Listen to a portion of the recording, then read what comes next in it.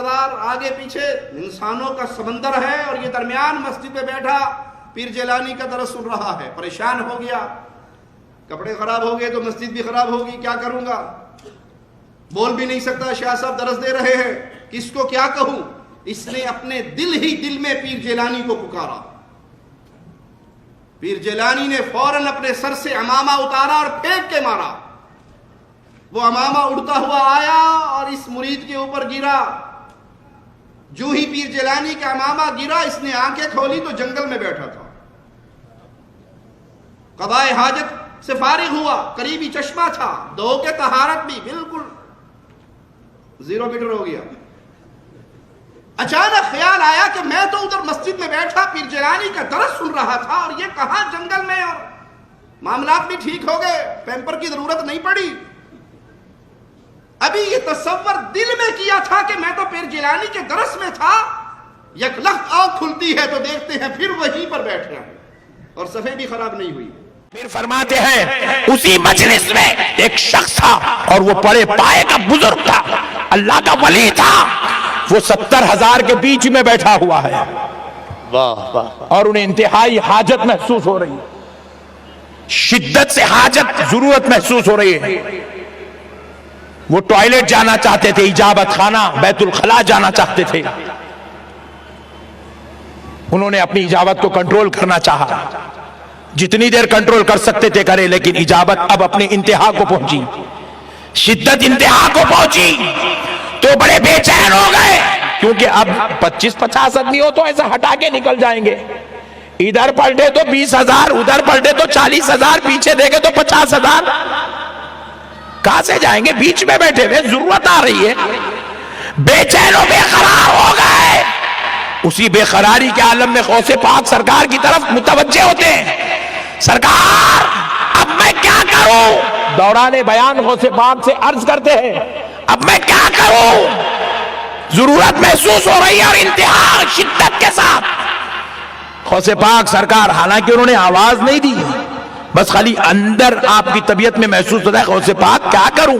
غوث پاک سرکار ایسے بازو سے اپنا رومال اٹھاتے ہیں اور ان کی طرف پھینک دیتے ہیں، جیسے ہی پھینکے وہ رومال اڑتا ہوا ان کے اوپر جا کر گرتا ہے، اس بزرگ پر جن کو حاجت محسوس ہو رہی ہے۔ وہ فرماتے ہیں خدا کی قسم رومال قریب آیا، جب مجھ پر گرنے لگا تو میں اس رومال کے گرنے کے وجہ سے آنکھ یوں بند کیا، جیسے ہی بند کیا پھر میں نے جب آنکھ کھولی تو میں کیا محسوس کرتا ہوں؟ میں جنگل میں بیٹھا ہوا ہوں، ادھر پلٹ کر دیکھتا ہوں انسان تو انسان، چرند پرند بھی نظر نہیں آتا۔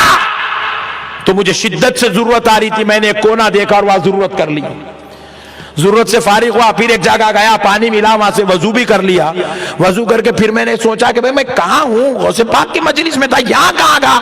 ابھی خیال کر ہی رہا ہوں، چہرے پہ سے رومال ہٹایا تو پھر غوث پاک کی مجلس میں بیٹھا ہوا۔ سبحان اللہ، انا للہ و انا الیہ راجعون۔ اس دور کے مشرک کم از کم زبان سے پکار کر غیروں کو بلایا کرتے تھے، اپنی حاجات رکھتے تھے۔ آج کے دور کا قبر پرست اپنی جاہل عوام کو درس دیتا ہے کہ اب زبان ہلانے کی ضرورت نہیں، دل ہی دل میں اگر پیر جیلانی کو پکارو گے تو پیر جیلانی تمہارے دل کے رازوں سے واقف ہے، صرف واقف نہیں، وہ ایک لمحے کے اندر پوری کائنات میں ایسا تصرف بھی کر سکتا ہے کہ بندے کو مسجد سے اٹھا کر جنگل میں لے جائے، غسل کروا کے واپس مسجد میں پہنچا دے۔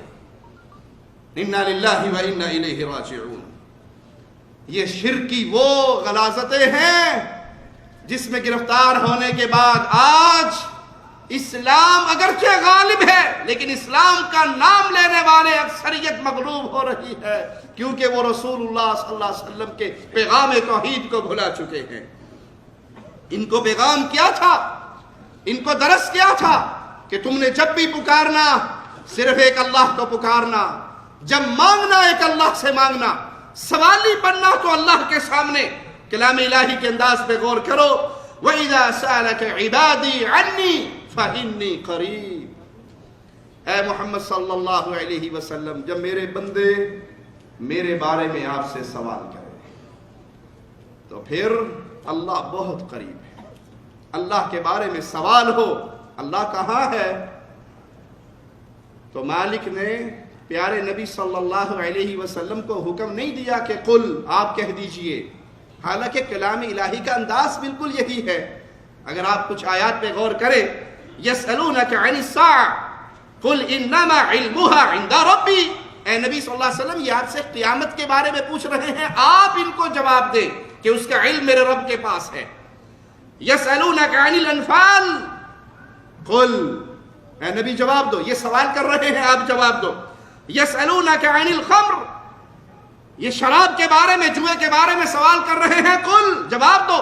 یسألونک ماذا ينفقون قل، یہ آپ سے سوال کر رہے ہیں اللہ کے نام پہ کیا خرچ کرے، جواب دو۔